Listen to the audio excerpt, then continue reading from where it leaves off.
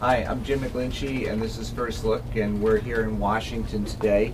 And the reason we're going to be here in Washington, I'll tell you about in a minute, but the reason I'm dressed this way is we're expecting a big ice storm here. It's coming out of Chicago, and Cynthia Bowers will be covering that tonight. And we're also going to be looking at this possible agreement with North Korea about nuclear weapons. But before we do that, we have Wyatt Andrews here because we have a new series on food safety that Wyatt will tell you about. Jim, we're starting a three-part food safety series this week called Safe Enough to Eat with a question mark, and my story tonight focuses on why the federal food safety system is broken. It's pretty simple to explain. The food safety system in the country involves 12 different federal agencies. There's no one focus. It was actually born, the system, 100 years ago.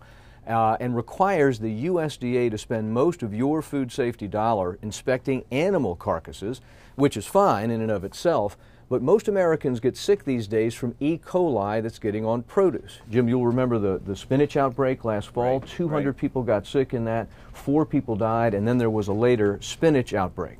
So our story looks at what I have found to be an almost unanimous opinion in Washington that this isn't the FDA's fault, it's not the USDA's fault, it's Congress's fault because they need to reform the system. They need to focus resources and research back on the farm and get about the business of actually protecting Americans from what's making them sick. So we hope you'll join us, and I think you're going to find the series pretty interesting. There's also a part of it where we talk about terrorism and food safety, so that'll all be coming up this week. Thanks.